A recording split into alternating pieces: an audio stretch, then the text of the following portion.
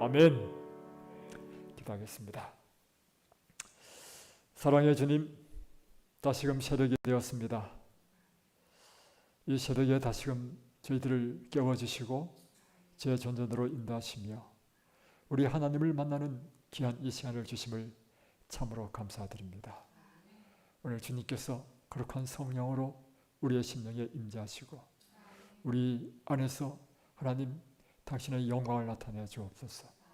이 아침에도 하나님께서 말씀으로 우리에게 귀한 진리의 말씀을 계시해 주실 때 이 진리가 우리의 삶을 놀랍게 변화시키고 또한 주님의 형상으로 변화되며 또한 우리를 통하여 예수님께서 사시는 삶이 되도록 축복해 주옵소서.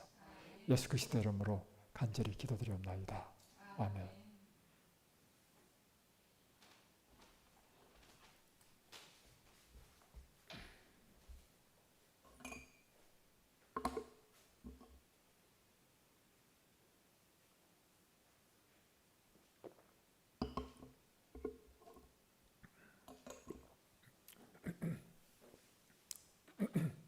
지난밤 잘 주무셨습니까? 방송을 통하여 함께 하시는 우리 성도님, 지난밤 잘 주무셨습니까? 오늘도 기대와 설레임으로 오늘은 하나님께서 우리에게 어떤 말씀을 주실까? 오늘 그 설렘으로 다시금 이 새벽 예배를 열겠습니다. 오늘은 데이 12, 12일째죠. 그리스도의 현실을 기다림. 2000년 전 이스라엘은 그리스도의 나타나심을 기다렸다. 우리는 의롭고 경건한 사람 시몬 그리고 여선제자 안나가 모두 그리스도께서 이스라엘에 나타나실 것을 바라보았음을 들었다. 시몬과 안나는 그리스도께서 이스라엘에 나타나심을 간절히 바랐지만 그들은 그 일이 일어나도록 할 일이 전혀 없었다. 그들은 하나님을 믿고 의지하면서 약속이 무르익기를 기다렸어야 하였다.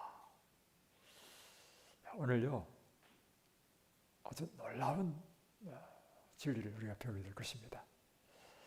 데니스 스미스 목사님이 쓰신 기도와 헌신의 40일 이 제2권에서 제가 발견하는 아주 놀라운 통찰력을 제가 오늘 보게 됐는데요. 그것은 무엇인가 하면 하나님의 일을 함에 있어서 우리가 할 일은 없다는 것입니다. 우리는 단지 하나님의 그 말씀 또는 뜻, 계시를 믿고 기다리는 것입니다. 그럴 때 하나님께서는 당신의 뜻에 따라 그 약속을 성취하시고 이루신다는 것입니다. 아주 놀라운 진리를 한번 배워보십시다. 이와 같은 것이죠. 이스라엘 백성들은 창세기 3장 15절에 여자의 후손인 메시아를 기다렸습니다. 4,000년 동안 기다렸죠. 4,000년 동안 메시아 나타나기를 기다렸는데 그 가운데 특별히 경건한 사람 시몬과 여선지자 안나가 어느 다른 이스라엘 사람들처럼 바로 그리스도가 나타나실 것을 간절히 바라고 사모했습니다. 그러나 그들이 그리스도 곧 메시아 나타나기를 간절히 바랬지만 그들이 메시아 나타나도록 할 일은 없는 것입니다. 그죠? 단지 이 안나와 시몬은 하나님을 믿고 그 약속을 의지하면서 그 때가 되기를 기다릴 뿐이라는 것입니다. 아주 중요한 것인데요. 또 보십시다. 마리아에 대한 이야기와 똑같아요. 천사는 마리아에게 와서 예수께서 그녀를 통하여 오실 것을 말하였다. 보라, 내가 수태하여 아들 낳으리니 그 이름을 예수라 하라. 자, 어느 날 천사가 마리아에게 나타났어요. 그리고 은혜를 입은 자여 이렇게 이야기하면서 내가 수태할 것이다. 그리고 아들을 낳을 것이다. 이 처녀인데 말이야, 처녀에게 그 이름을 예수라 하라. 자, 이것은 그녀의 의지가 아니었습니다. 하나님의 뜻대로 이루어져야 하였습니다. 그녀의 본분은 천사를 통하여 온 하나님의 말씀을 단지 받아들이고 약속의 성취, 곧 그리스도의 탄생을 기다리는 그것뿐이었습니다. 믿고 기다리는 것 외에 그것이 일어나도록 만들 수 있는 것이라고 하는 것은 아무것도 없다는 것입니다. 아주 중요한 거죠. 우리에게도 동일하다는 것입니다. 오늘 그리스도께서 우리 안에 나타나심은 우리 안에서 그리고 우리를 통하여 일하시도록 하나님이 우리 속에 임하시기를 기다리는 것밖에 우리가 할 일이 없다는 것입니다. 하나님께서 그분의 아들을 이 땅에 보내시고 우리의 죄와 우리의 구원을 위하여 죽게 하시고는 우리 자신이 알아서 구원을 우리 안에서 이루도록 버려두신 것이 아닙니다. 그러니까 구원의 사역도 역시 마찬가지인데 예수님께서 이 땅에 오신 것 전적인 하나님의 의지였죠. 그리고 그분이 의로운 삶을 사신 것 그것도 전적인 하나님의 의지였습니다. 그리고 그분 스스로 십자가에 달려 죽으셔서 우리의 죄를 구속하신 것도 전적인 하나님의 의지에 의해서 이루어진 것입니다. 그러면 십자가에서 이루신 그 구원이 우리의 것이 되게 하는 것도 역시 무엇이냐면 하나님의 뜻에 따라 이룬다는 것입니다. 하나님의 계획에 따라. 그것은 무엇인가 하면 누구든지 저를 믿는 자마다 멸망치 않고 영생을 얻게 하시는 하나님의 뜻에 따라 믿는 자에게 거저 주시는 하나님의 선물이라고 하는 것입니다. 놀라운 진리인데요. 한번 보십시다. 에베소서 2장 8절로 10절에 있는 말씀인데 너희가 그 은혜를 인하여 믿음으로 말미암아 구원을 얻었나니 우리가 믿어서 구원을 얻었는데 이것은요 전적인 하나님의 은혜라고 하는 것입니다. 이것은 너에게서 난 것이 아니요 하나님의 선물이라. 행위에서 난 것이 아니니 이는 누구든지 자랑치 못하게 함이니라. 우리는 그의 만드신 바라 그리스도 예수 안에서 선한 일을 위하여 지으심을 받은 자니 이 일은 하나님이 전에 예비하사 우리로 그 가운데서 행하게 하려 하심이니라. 그리스도께서는 성령의 능력으로 이 세상에 나타나셨습니다. 자, 누가복음 1장 35절을 보면 어떻게 예수님께서 이 땅에 탄생하셨는가? 천사가 대답하여 가로되 성령이 내게 임하시고, 지금 마리아한테 하는 이야기죠. 그러니까 마리아에게 잉태한 분은 성령이 잉태하셨다는 것입니다. 지극히 높으신 이의 능력이 너를 덮으시리니 이러므로 나실 바 거룩한 자는 하나님의 아들이라 일컬으리라. 그러니까 하나님의 아들이신 예수님이 무엇으로요? 성령의 권능으로 이 세상에 오셨다는 것입니다. 그러므로 또한 그리스도께서는 성령의 능력으로 우리 안에 그리고 우리를 통하여 나타나시게 되어야 한다. 놀라운 통찰력을 주시고 있어요. 마리아에게 성령께서 임하시고 하나님의 능력이 덮음으로 하나님의 아들이 마리아 안에 들어가시고 그 안에서 잉태되시고 또 출산되신 것처럼 오늘 우리 안에 그리스도께서 어떻게 계시는가? 성령을 통하여 우리 안에 들어오시고 우리를 통하여 그리스도께서 우리 안에 들어오셔서 사시게 된다는 것입니다. 천사는 그리스도께서 마리아를 통하여 세상에 나타나는 기회를 그녀에게 주었습니다. 그녀의 본분은 그 일이 이루어지도록 선택하며 온전히 이루어질 때까지 9달을 기다리는 것이었습니다. 그죠? 왜냐하면 마리아가 거절할 수 있죠. 왜냐하면 천사가 나타났을 때 저는 처녀입니다. 그 일은 있을 수 없는 일입니다. 앞으로 내 시집 지금 저는 정혼한 남자도 있습니다. 저는 그것을 거절하겠습니다. 선택하지 않으면 하나님께 사실 수 없습니다. 그러나 마리아는 그것을 선택했단 말이죠. 그리고 선택하고 난 다음에는 이 아이가 9달 동안 자라도록 잉태되어서 자라도록 기다렸다는 것이죠.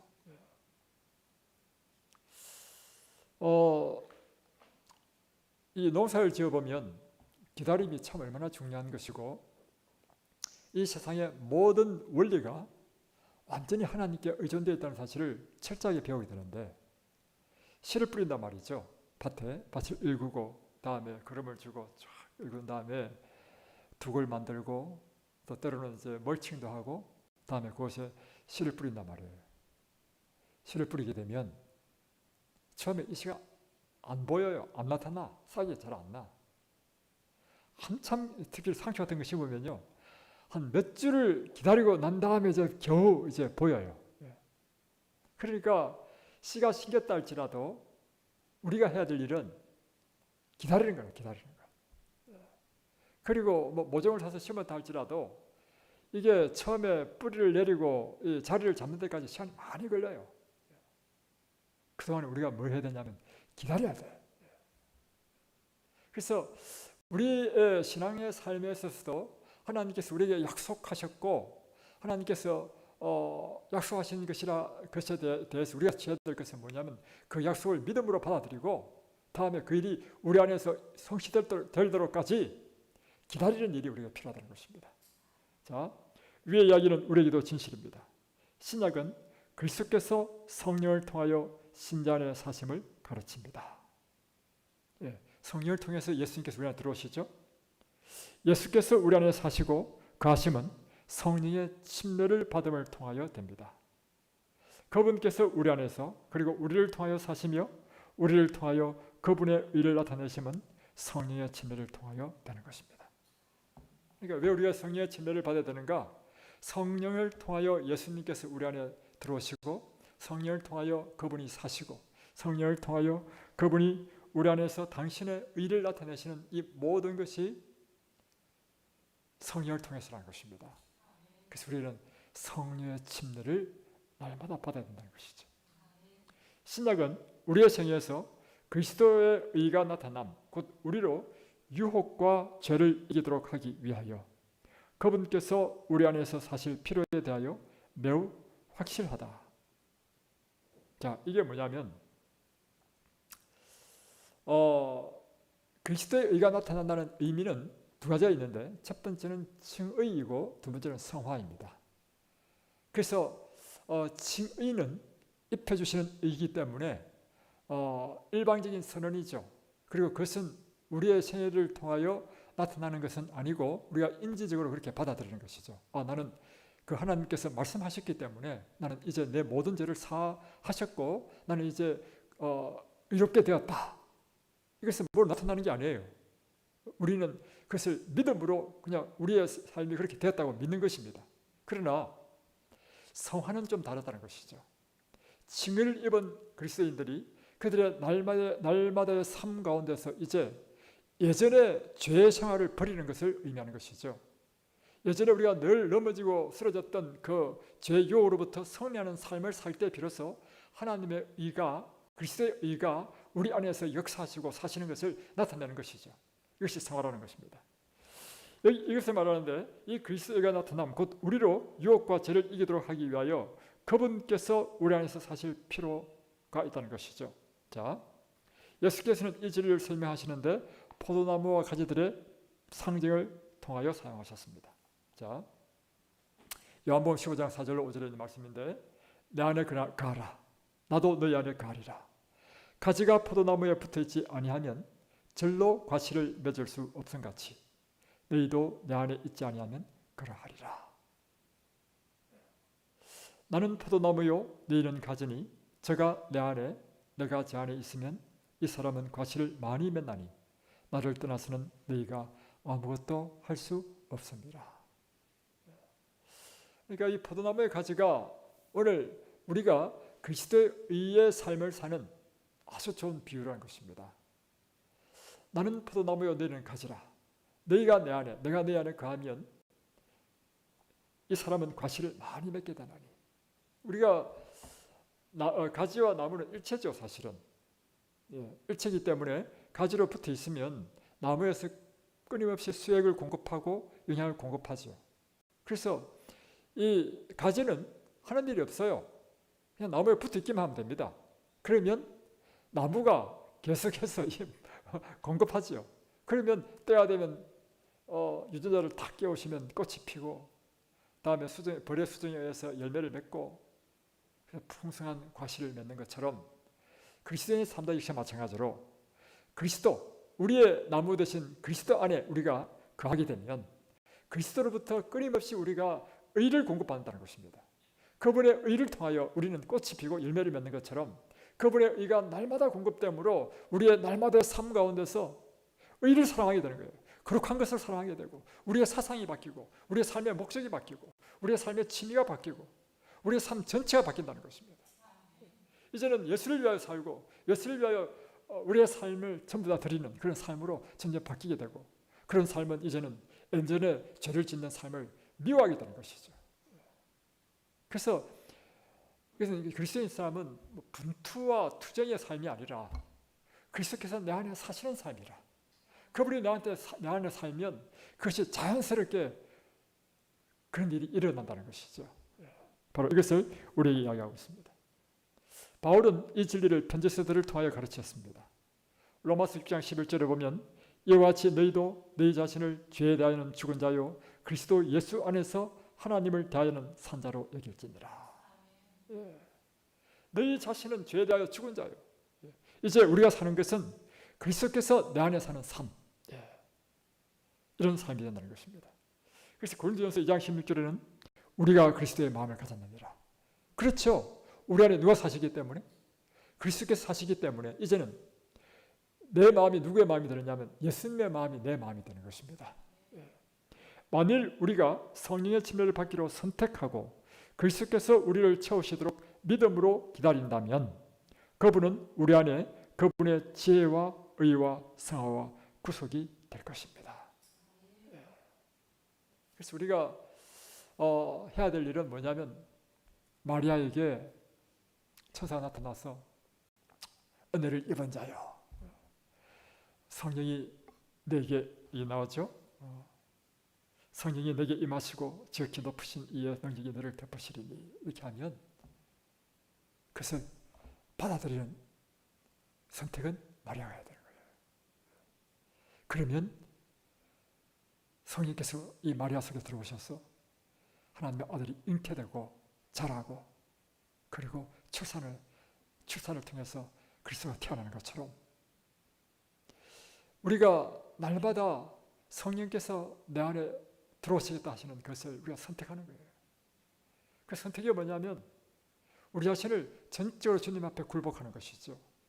우리의 전 존재와 모든 소유를 주님 앞에 드릴 때 그래서 주님께서는 우리가 비어 있으니까 들어오실 수 있는 거예요. 그런데 우리 자아로 꽉 차 있으면 예수님께 들어오실 수가 없죠. 컵에 물을 부어야 되는데 컵이 꽉 차 있어. 그러면 물을 부을 수 없죠. 우리 마음도 똑같다는 것입니다. 왜 우리가 아침마다 하나님 앞에 굴복하고 우리의 전 존재와 모든 소유를 주님 앞에 바치는가? 그것은 우리 자신을 전적으로 주님 앞에 드린다는 것입니다.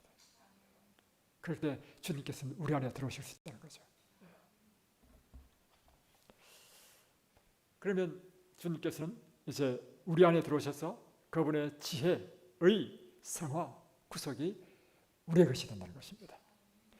고린도전서 1장 30절에 보면 너희는 하나님께로부터 나서 그리스도 예수 안에 있고 예수는 하나님께로부터 나와서 우리에게 지혜와 의로움과 거룩함과 구속함이 되셨다. 그리스도를 우리 안에 나타나시게 하며 유혹에 대한 승리를 위하여 하나님을 앙망함은 생애에서 다른 모든 공급을 위하여 하나님을 앙망함과 같은 것입니다. 그러니까 우리의 삶 가운데서 날마다 이러한 양식을 얻기 위하여 또는 우리의 삶의 필요를 위하여 우리가 그리스도를 앙망하는 이 원리는 마찬가지로 우리가 우리 안에서 그리스도의 의, 곧 죄의 유혹으로부터 승리하는 그리스도의 의가 우리 삶 가운데 지배하고 우리를 승리케 하는 원리와 똑같다는 것입니다. 그것은 전적으로 그를 앙망하고 그분이 우리에게 임하시는 걸 기다리고 하는 것이라는 것이죠.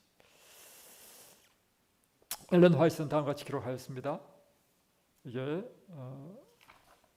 목사에게 보내는 권면 389페이지에 있는 말씀인데 그분의 교훈의 말씀을 받아들이고 그 말씀이 우리를 사로잡을 때 예수께서는 우리에게 지속적으로 임재하셔서 우리의 생각과 사상과 행동을 주관하신다.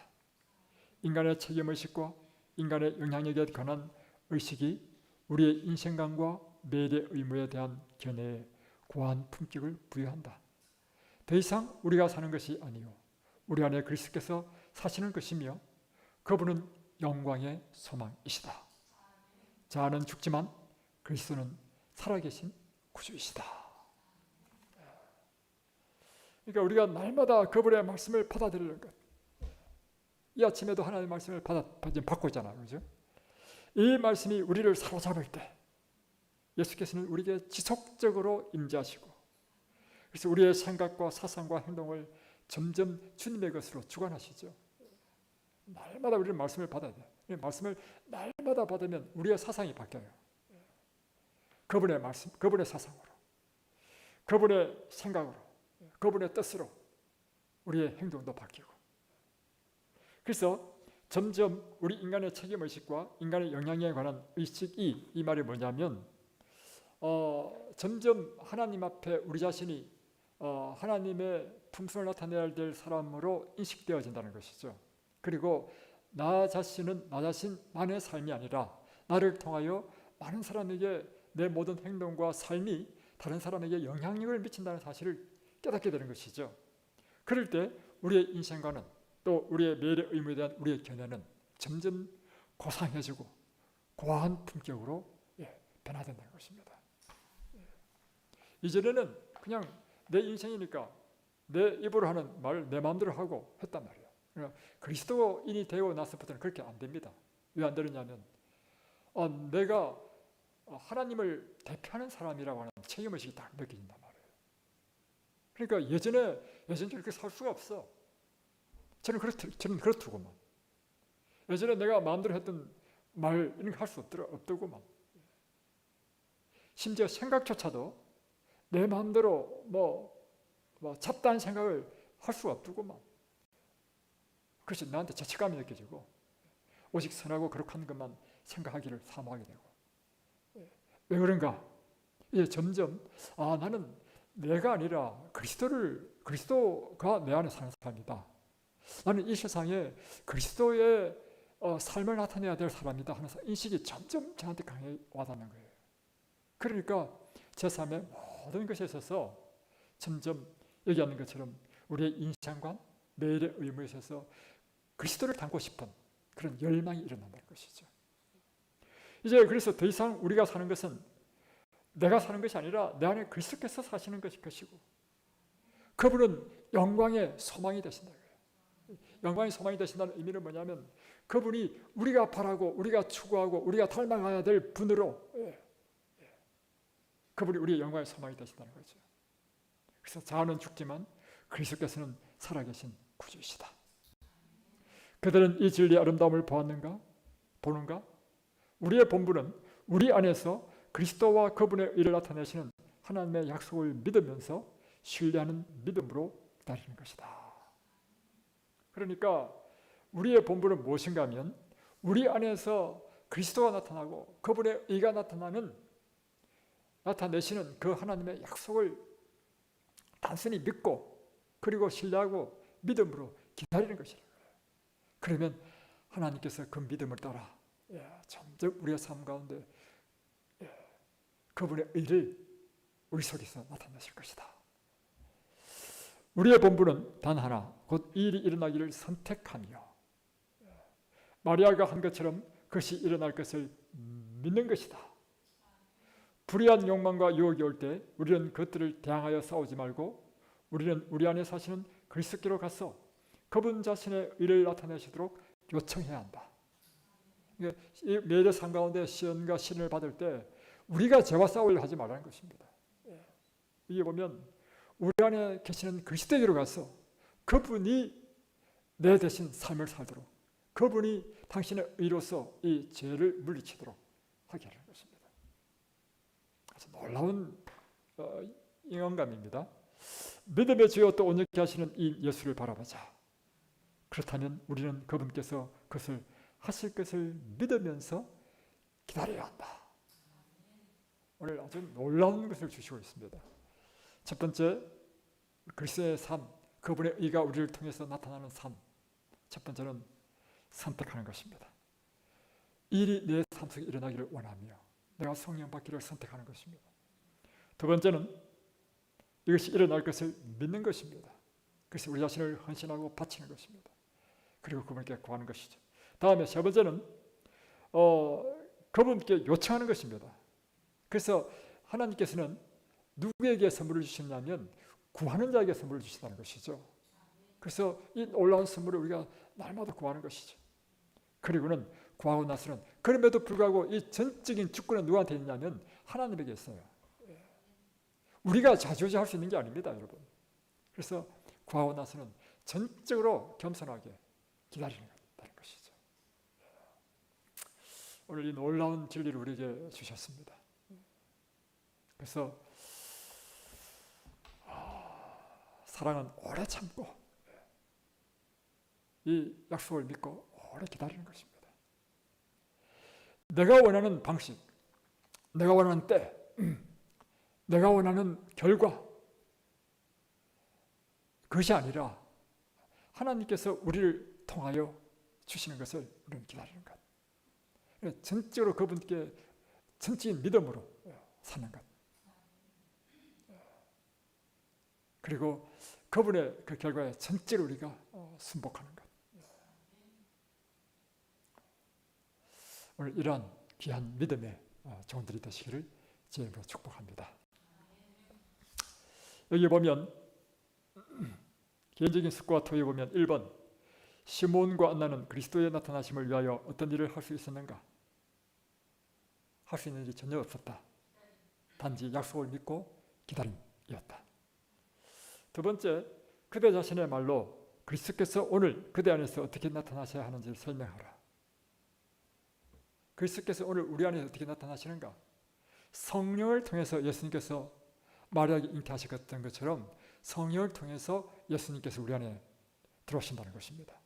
그래서 우리 자신을 전적으로 굴복하고 성령의 침례를 구하고 믿고 기다리는 것입니다.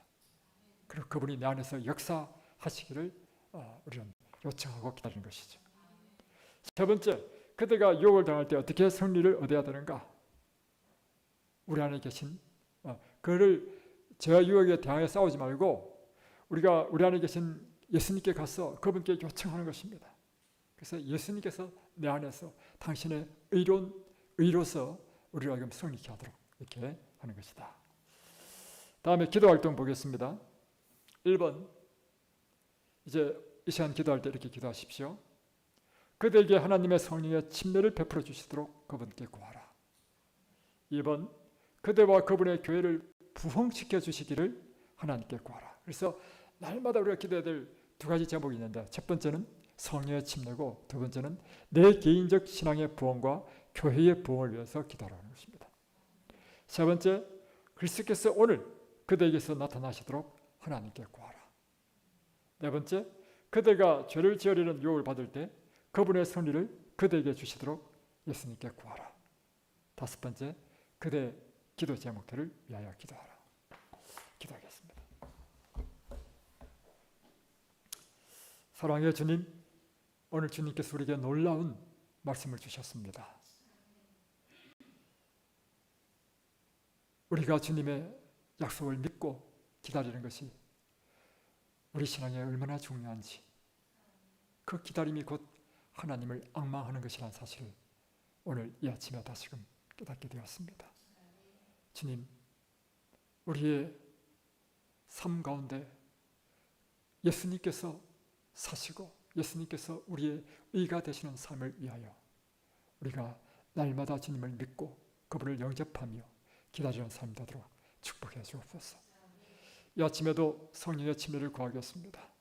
그리고 내 개인의 신앙의 부흥과 교회의 부흥을 위해서 간절히 간구하겠습니다.